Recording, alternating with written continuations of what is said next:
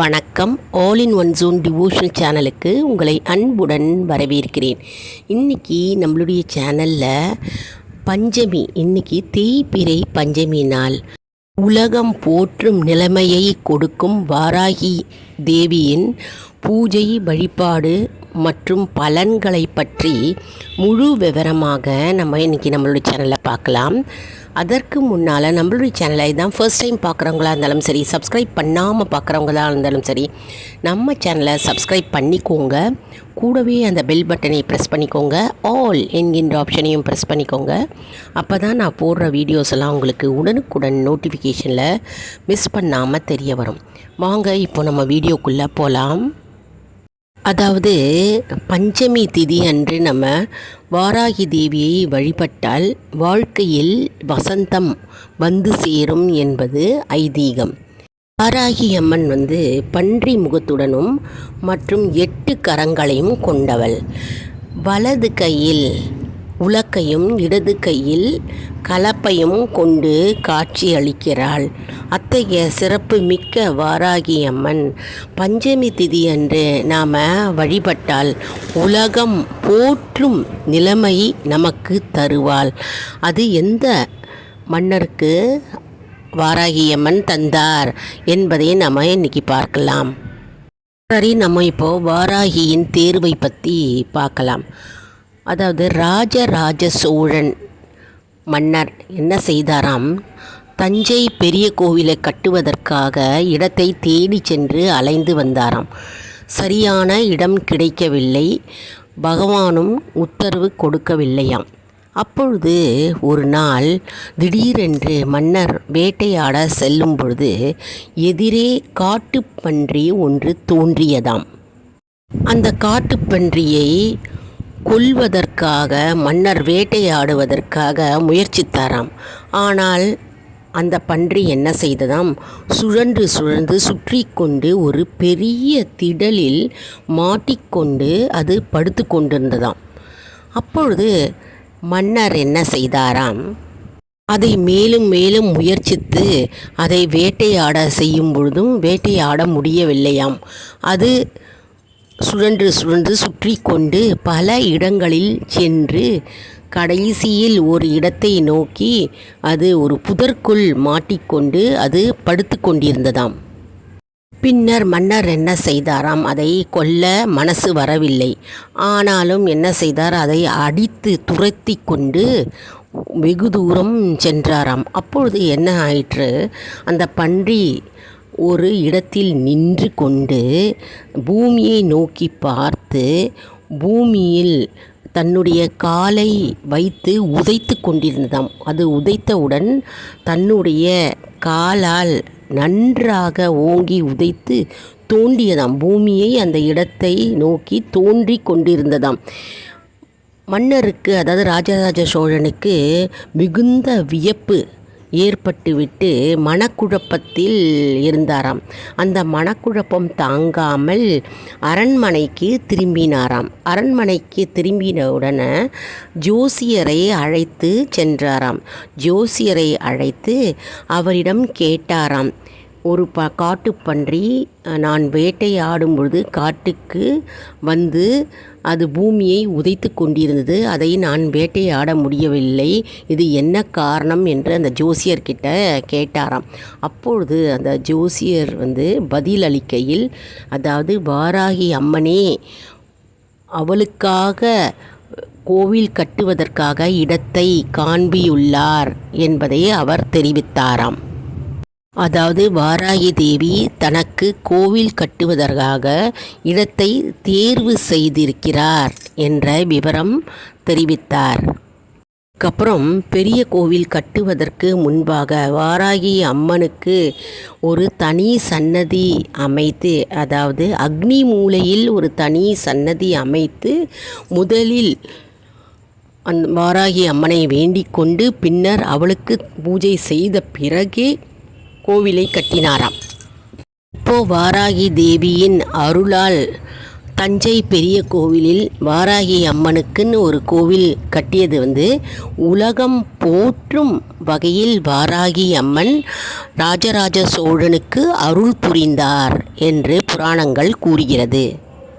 அதன் பின்னர் தஞ்சை பெரிய கோவிலின் தெற்கு பிரகாரத்தில் வாராகி அம்மனுக்குன்னு தனி கோவில் உருவானது. ராஜராஜ சோழன் எந்த போருக்கு சென்றாலும் சரி, முதலில் அவர் வாராகி அம்மனை வேண்டிக் கொண்டு வணங்கிய பிறகு, பூஜை செய்த பிறகுதான் அந்த போருக்கு செல்வாராம். எப்பொழுதுமே அவருக்கு வெற்றி உண்டானதாம். அதாவது வாராகி அம்மனை வணங்கிவிட்டு தான் எந்த செயலையும் அவர் துவங்க ஆரம்பிப்பார். அதனால் அவருக்கு வாழ்க்கையில் வெற்றி மேல் வெற்றி கிடைத்தது. ராஜராஜ சோழருக்கு எப்பொழுதுமே வாழ்க்கையில் வெற்றி மேல் வெற்றி கிடைத்தது. எப்பொழுதுமே வாராகி அம்மனை வணங்கிய பிறகுதான் எந்த செயலையும் செய்ய ஆரம்பிப்பார். இது ஒரு வழக்கமாகவே வைத்து கொண்டார். இதன் பின்னர் எப்பொழுதுமே ராஜராஜ சோழன் தஞ்சை பெரிய கோவிலில் எந்த நிகழ்ச்சி செய்தாலும் சரி, முதலில் வாராகி அம்மனை வணங்கி மற்றும் பூஜை செய்த பிறகுதான் அந்த செயலை தொடங்க ஆரம்பிப்பார். இது ஒரு வழக்கமாகவே தஞ்சை பெரிய கோவிலில் உள்ளது. பஞ்சமி திதி அன்று வாராகி அம்மனை வழிபட்டால் நோய் பிணி நீங்கும் மற்றும் எதிரிகள் தொல்லை நீங்கும் மற்றும் நம்முடைய வாழ்க்கையில் இருக்கும் தீய சக்திகள் அனைத்தும் விலகும் என்பது நம்பிக்கை. வறுமை நிலை மாறும், வறுமை நீங்கும், கடன் தொல்லை நீங்கும் மற்றும் திருஷ்டி தோஷங்கள் நீங்கும் என்பது நம்பிக்கை. குடும்பத்தில் சந்தோஷம் ஏற்படும். அதனால் பஞ்சமி தோறும், தேய்பிறை பஞ்சமி மற்றும் வளர்ப்பிறை பஞ்சமி தோறும் நாம் வாராகி அம்மனை வணங்கி பூஜை செய்து வேண்டிக் கொண்டால் கண்டிப்பாக நம்முடைய பிரார்த்தனைக்கு ஒரு வழி கிடைக்கும் என்பது நம்பிக்கை. அதுவும் தேய்பிறை பஞ்சமி அன்று நம்ம வாராகி அம்மனை நினைத்து நாம் விரதம் இருந்து நாம் வழிபட்டால் நமக்கு பலன் இரட்டிப்பாக கிடைக்கும் என்பது நம்பிக்கை. அதாவது விரதம் அப்படின்னா நம்ம முழு நாள் விரதம் இருக்க முடியாதவர்கள் ஒரு பொழுது விரதம் இருக்கலாம். ஒரு பொழுது நாம் உணவு உண்ணாமல் நாம் வாராகி அம்மனுடைய ஸ்தோத்திரம் மந்திரங்கள் ஜபித்து கொண்டே வந்தால் நமக்கு பலன் ஏராளமாக கிடைக்கும் என்பது நம்பிக்கை. நம்ம சேனலில் ஏற்கனவே வாராகி அம்மனின் தடை நீக்கும் மந்திரத்தை பற்றி நான் போட்டிருக்கேங்க, அதை போய் பாருங்கள். தடைகளை நீக்கும் மந்திரம், வாராகி தேவி மந்திரம் அப்படின்னு போட்டிங்கன்னா கிடைக்கும். அதை பார்த்து தினமும் நம்ம ஜபித்து வந்தாக்க நம்முடைய தடைகள் வாழ்க்கையிலிருந்து விலகும் என்பது நம்பிக்கை. ராஜராஜ சோழனுக்கு வாராகி அம்மன் கோவில் கட்டுவதற்காக இடத்தை காட்டி கொடுத்து அவருக்கு அருள் செய்த அம்மன் நமக்கும் அருள் செய்வாள். கண்டிப்பாக நம்முடைய வேண்டுதலுக்கு செவி சாய்த்து நமக்கும் அருள் புரிவாள் என்பது நம்பிக்கை. அதனால் வளர்ப்பிறை பஞ்சமியும் சரி, தேய்பிறை பஞ்சமியும் சரி, நம்ம வீட்டில் இருக்கிற வாராகி அம்மன் படத்துக்கு நம்ம சந்தன குங்குமம் இட்டு பூக்களால் அலங்கரித்து தூப தீபம் காண்பித்து நாம் சக்கரவள்ளி கிழங்கு மற்றும் மொச்சை மற்றும் வேர்க்கடலை போன்ற பூமியில் விளைந்த பொருளை வைத்து நெய்வேத்தியமாக படைக்கலாம். மற்றும் சர்க்கரை பொங்கலும் நாம் செய்து படைக்கலாம். மற்றும் படம் இல்லாதவர்கள் ஒரு அகல் விளக்கு ஏற்றி அந்த அகல் விளக்கு வாராகி அம்மனாக நம்ம பாவித்து நாம் பூஜை புனஸ்காரங்கள் செய்யலாம். அப்படியும் நம்ம வழிபடலாம். ஆனால் தேய்பிறை பஞ்சமியும் மற்றும் வளர்ப்பிறை பஞ்சமி அன்றும் நாம் தவறாமல் நம்ம வாராகி அம்மனை வழிபட்டால் நம் வாழ்வு மேலும் மேலும் வளர்ந்து செழிப்பு உண்டாகும் மற்றும் நம்முடைய பிரச்சனைகள் அனைத்தும் நீங்கும் என்பது நம்பிக்கை. எப்படி ராஜராஜ சோழருக்கு ஒரு பன்றி ரூபத்தில் அம்மன் தனக்கு எங்கே கோவில் கட்ட வேண்டும் என்று காட்டி கொடுத்தாலோ, அதே போன்று நம்முடைய பிரச்சனைகளுக்கு ஏதாவது ஒரு வழி அம்மன் நமக்கு காட்டுவாள். பிரச்சனைகள் குறைவதற்கு நமக்கு வழிவகுப்பாள். நான் ஏற்கனவே சொன்ன மாதிரி எப்பொழுதும் நம்பிக்கையும் பக்தியுடனும் நம்ம பிரார்த்தனை வச்சோம்னா அந்த பிரார்த்தனைக்கு செவி சாய்த்து நமக்கு கண்டிப்பாக பதில் கொடுப்பாள் வாராகி அம்மன். அதனால் எப்பொழுதுமே நம் பூஜை செய்தாலும் சரி, மந்திரங்கள் ஜபித்தாலும் சரி, நாம் என்ன போற்றினாலும் சரி, ஸ்லோகங்கள் சொன்னாலும் சரி, நம்ம முழு மனதுடன் பக்தியுடனும் நம்பிக்கையுடனும் நாம் செய்ய வேண்டும்.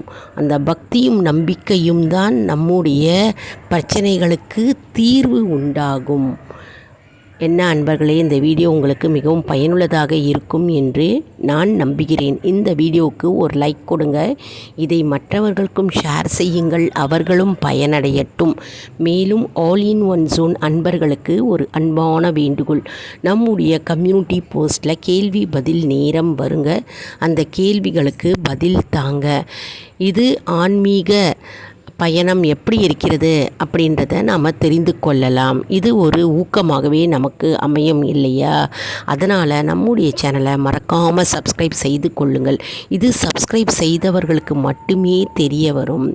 அடுத்த வீடியோவில் வேறு ஒரு தலைப்புடன் உங்களை சந்திக்கிறேன். நன்றி, வணக்கம்.